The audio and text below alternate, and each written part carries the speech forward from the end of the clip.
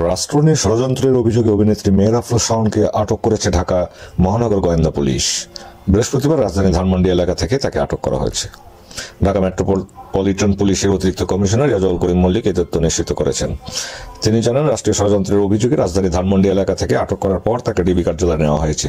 DB হেফাজতে তাকে রাষ্ট্রীয় ষড়যন্ত্রের ব্যাপারে জিজ্ঞাসাবাদ করা হবে। এর আগে হুমায়ুন আহমেদের স্ত্রী ও টিভি অভিনেত্রী মেহের আফরোজ শাওনের গ্রামের বাড়িতে আগুন দেয় ছাত্র জনতা।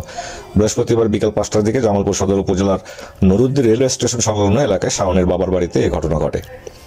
নুরুদ্দি পুলিশ তদন্ত কেন্দ্রের ভারপ্রাপ্ত কর্মকর্তা ওবায়দুল হক কালবালাকে বিষয়টি নিশ্চিত করেছেন। তিনি বলেন, বিকেলে একদল ছাত্র জনতা অভিনেত্রী শাওনের বাবা মোহাম্মদ আলীর বাড়িতে আগুন ধরিয়ে দেয়।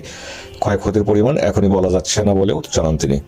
স্থানীয়রা জানিয়েছেন, সাবেক আওয়ামী লীগ নেতা মোহাম্মদ আলী ও সাবেক সংসদ সদস্য তহুরা আলী গ্রামের বাড়িতে আগুন ধরিয়ে দেয় একদল ছাত্র জনতা। অভিনেত্রী শাওন মোহাম্মদ আলী ও তহুরা আলী দম্পতির 2 সন্তানের মধ্যেও বড়। শাওনের বাবা প্রকৌশলী মোহাম্মদ আলী জামালপুর 5 আসন থেকে দ্বাদশ জাতীয় সংসদ নির্বাচনে আওয়ামী লীগের মনোনয়ন প্রত্যাশী ছিলেন। অন্যদিকে তহুরা আলী 1996 থেকে 2001 এবং 2009 থেকে 2024 সাল মেয়াদে সংরক্ষিত নারী আসনের সংসদ সদস্য ছিলেন। মেহের আফরোজ শাওন আওয়ামী লীগের সংরক্ষিত নারী আসনের মনোনয়ন প্রত্যাশী ছিলেন।